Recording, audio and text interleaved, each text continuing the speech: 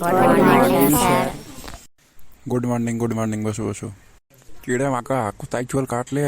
কেমন স্টাইল করেছিস? স্যার গো, আমি ঠনের কাছে চুল কেটেছে। স্যার, ও শালা তো খুব ভালো মানান করে চুল কাটতে পারে। কিরে ছে দেখ, তুই স্কুলে এসেছিস, মুখের ভাষা ঠিক হলো না কেন? হ্যাঁ, আমার ভুল হয়েছে, ক্ষমা করে দেন মাস্টার। ঠিক আছে লে, সব পড়া করে এবার। তোদেরকে একটা প্রশ্ন ধরি, বল দেখে সাদা মুরগি আর কালো মুরগির মধ্যে পার্থক্য কি? স্যার আমিও বলবো?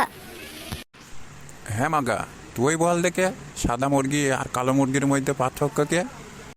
ঠিক আছে স্যার, সাদা মুরগি আর কালো মুরগির মধ্যে পার্থক্য হচ্ছে সাদা মুরগির গায়ের রং সাদা আর কালো মুরগির গায়ের রং কালো।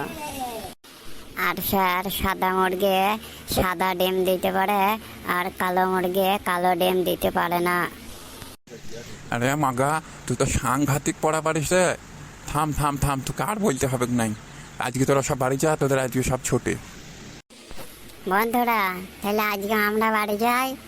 আর তোমরা ওই লাল বাটনটা দেখতে পাচ্ছ না, ওইখানে গুচ্ছ মেরে তাহলে সাদা করে দাও।